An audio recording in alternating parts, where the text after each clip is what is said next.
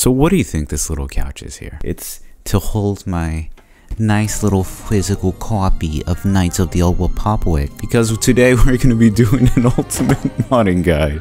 It's such a stupid transition. My name is Calpelp, and today we're going to be doing Knights of the Old Republic Ultimate Modding Guide, a guide helping siphon through the best mods available on the internet to give you an even better gaming experience. And today we're going to be looking at both the physical copy, Steam, and GOG. You guys got options, I got answers. So how do we begin this video? We're going to be going into 3 categories, starting with essential mods, the mods that will get you started and make the game run that much better. To start out, let's go with the first one that I will always recommend. Make sure that you have the native patches installed. If you got Steam, if you got GOG, you're good to go. However, if you have the physical, I'm going to put down a link below that gives you official BioWare patches so you can play the game and run it at how it's supposed to be run by the official developers. Next, we're going to go into checking your resolution. What resolution do you want to play Knights of the Old Republic? That's the question you need to ask.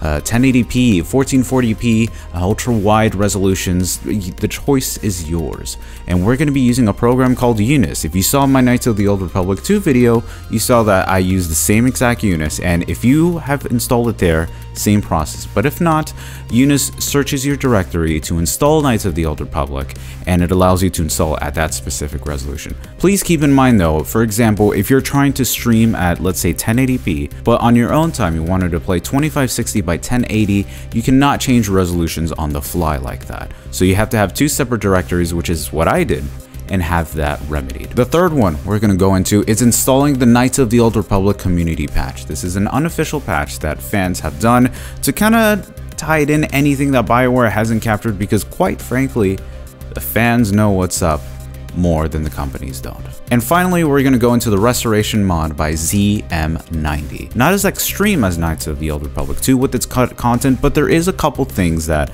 they did add back. And one of the most notable ones is meeting Deadeye Duncan back on Manon, and he kind of spouts his stupid little garbage like always. A Sith patrol was approaching from the other side, getting ready to board. When they saw me, they all pulled their blasters. But it takes more than a dozen armed Sith soldiers to slow me down. Well, to tell the truth, I didn't actually take the Sith out. A building fell on them. A chunk of building, actually, from the bombing.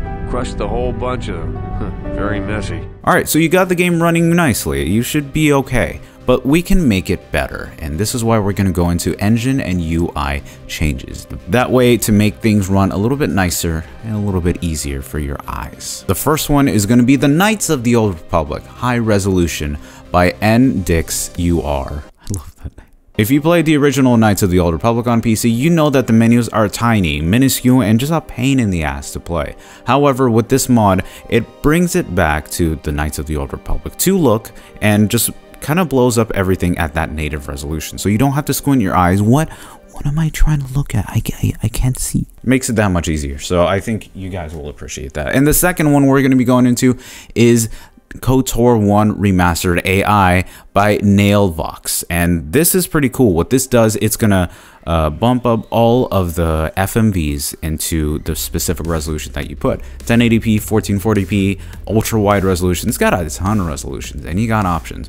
Unfortunately, I'm not really able to record it. OBS is kind of acting up on me in terms of recording this, but I can assure you these do work. They do work great, and it works great on my ultra wide setup. That's it. And let's go into graphical mods.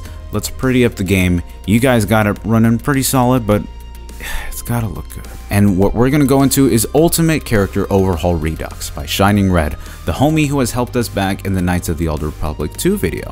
But now he has done the same thing with Knights of the Old Republic 1. Every NPC, every character that you play, everyone is modded, looking great, looking fabulous. All of the facial textures have been redone. You can see, like, for example, in Deadeye Duncan, his eyeballs actually have a glossy appearance. So he really has taken his time and patience to make sure that each character looks fantastic. And same thing by Shining Red HD. he has done the Ultimate Worlds mod, which is what I dub, but it's essential for each world. He has started from Endar Spire all the way to Korriban and beyond. It replaces the vanilla textures with a much prettier and higher resolution, and it is so much easier on the eyes. The worlds just look so much crisper. You can really see the waves of the dunes in Tatooine, or you can see how beautiful the metal looks on the hull of Manaan. It's just a wonderful and beautiful looking mod. He's always done a great job. Highly recommended. Okay, so you got everything looking nice, but the skyboxes, this is why we have the high quality cockpit skyboxes mod by Sith Spectre. And this is great. If you go into the Ebon Hawk, you kind of notice that looking around in front of the cockpit, it doesn't really mesh well, but with this mod, it allows you to kind of replace those skyboxes. And what's nice is that it blends in with all of the other textures and all the other mods. It's the little mods that really make the overall experience that much of almost a remaster, if you can think about it.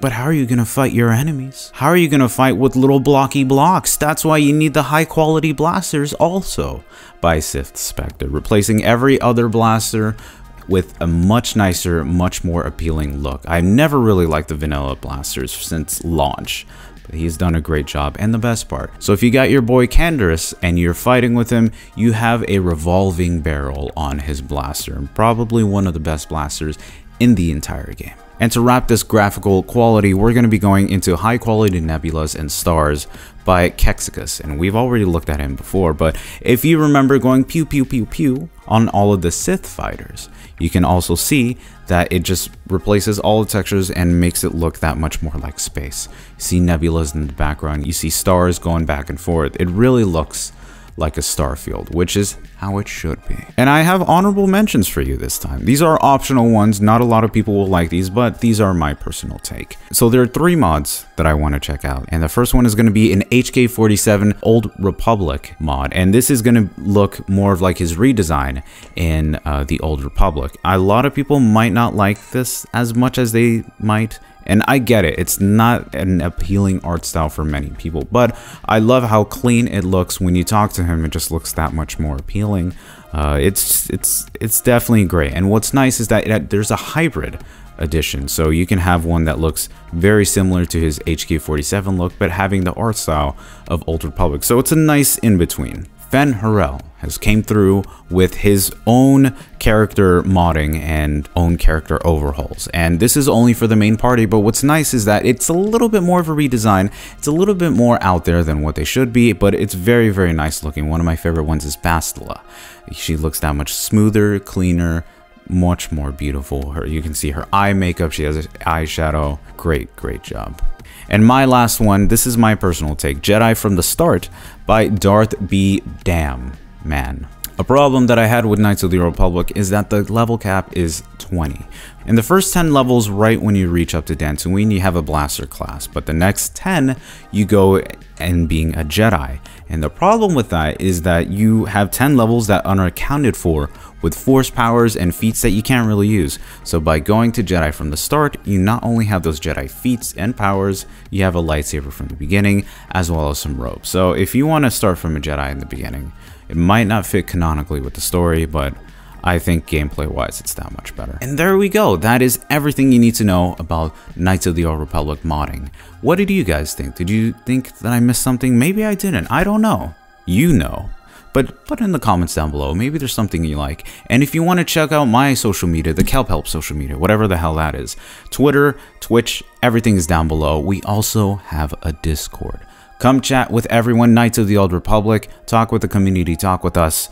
We would love to hear from you. Thank you guys so much for watching the video. Let me know if there are other ultimate modding guides that you would like to see, and I'll see you very soon. Take care, and I'll see you soon.